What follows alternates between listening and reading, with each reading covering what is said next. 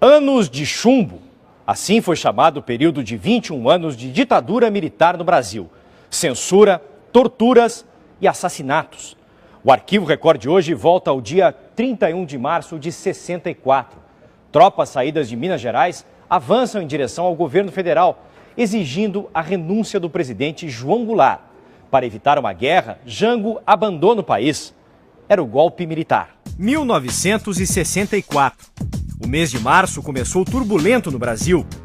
No dia 13, 500 mil pessoas, com apoio dos partidos de esquerda, tomaram as ruas do Rio de Janeiro em favor de Jango. 6 dias depois, a TFP, Tradição, Família e Propriedade, de extrema-direita, mobilizava 400 mil pessoas em São Paulo, contra Jango. O país era uma panela de pressão prestes a explodir. Até que em 31 de março foi dado o golpe. No dia seguinte, 1º de abril, o Brasil amanheceu com o presidente deposto. Era o dia da mentira. Ninguém queria acreditar, mas a verdade é que o Brasil havia entrado numa ditadura.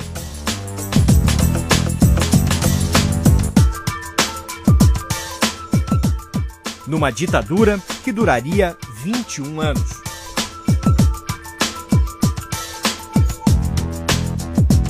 Não houve uma guerra civil, mas existia muita violência. Protestos que acabavam em prisões, exílios e assassinatos. Quem não concordava com o novo regime era considerado subversivo. Em busca de segurança, o presidente deposto, João Goulart, viajou para Porto Alegre, onde Leonel Brizola o esperava. Apesar da insistência de Brizola, Jango desistiu de um confronto militar com os golpistas e seguiu para o exílio no Uruguai. Só voltou ao Brasil em 76 para ser sepultado. Uma soma de fatores levou ao golpe militar, mas o principal argumento dos que tomaram o poder era o de evitar a instalação de um governo totalitário comunista. A partir do final da Segunda Guerra, com a divisão do mundo em 2 blocos, o capitalista e o socialista, os Estados Unidos começaram a aprofundar os laços com a América Latina. Os esquerdistas tornaram-se o inimigo a ser combatido. E assim, seguiram-se as ditaduras no Brasil, no Uruguai, no Chile e na Argentina.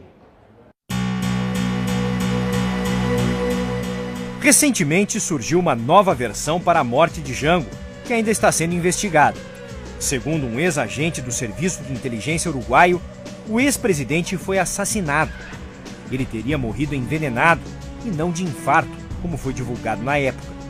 O ex-agente diz que o contato entre o Serviço de Inteligência uruguaio e o governo brasileiro era feito na época pelo delegado Sérgio Fleury, que comandava em São Paulo o DOPS, o Departamento de Ordem Política e Social. Jango deveria ser eliminado.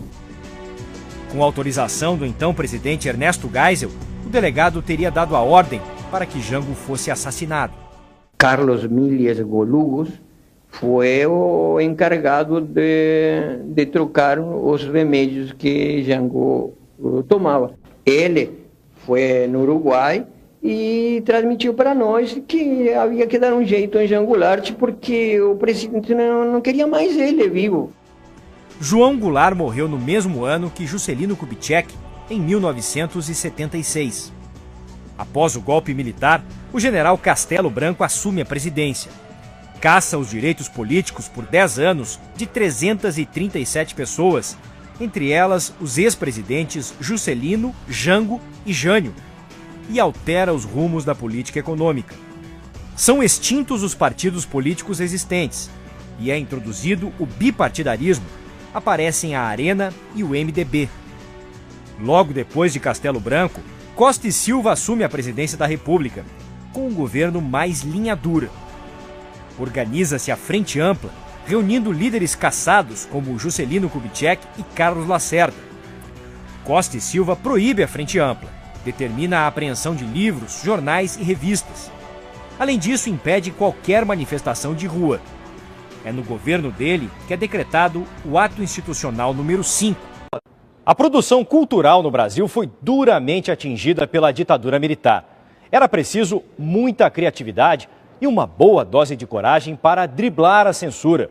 As músicas de protesto cantadas nos festivais da Record eram prova disso. A maioria deles não tinha mais que 20 e poucos anos. Mas aquele Brasil, descrito e cantado por essa juventude em plena repressão armada, jamais se apagou da memória.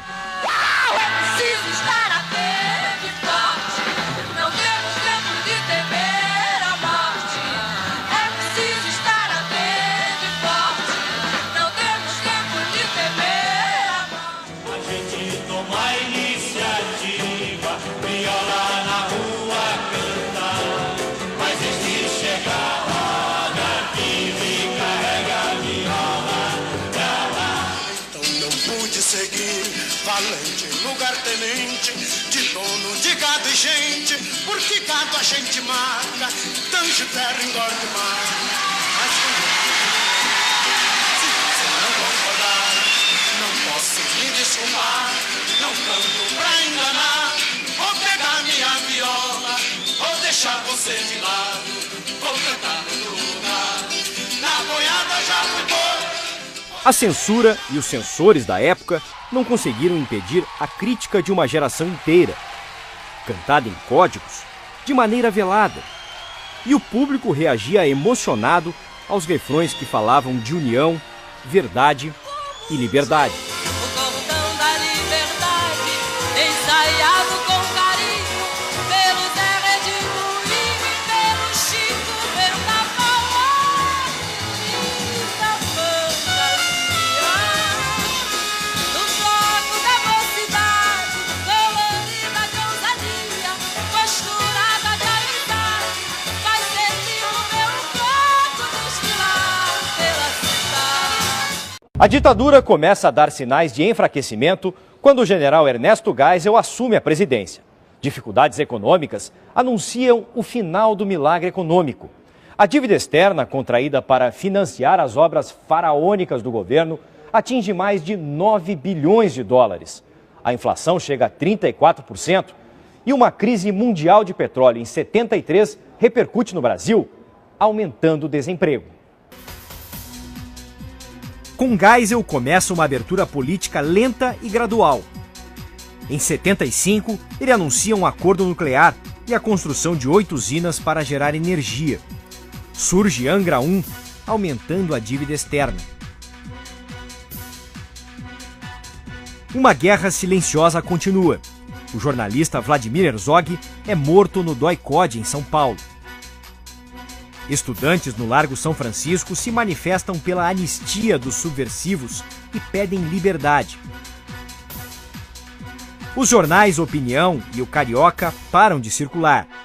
Logo depois, desaparece a revista Realidade. Em 1979, já no governo Figueiredo, os presos políticos foram anistiados e os exilados começaram a voltar ao Brasil. Em 82, foram escolhidos de forma direta os novos governadores. Em 1984, o povo saiu às ruas, exigindo eleições diretas para presidente. Foi a maior manifestação política do Brasil. A emenda que pedia as diretas não conseguiu votos suficientes para ser aprovada na Câmara, contrariando a expectativa da população. Tancredo Neves foi escolhido candidato de oposição nas eleições indiretas. A indicação do governo era disputada entre Paulo Maluf e Mário Andreasa. Com a vitória de Maluf nas prévias do PDS, o partido se dividiu.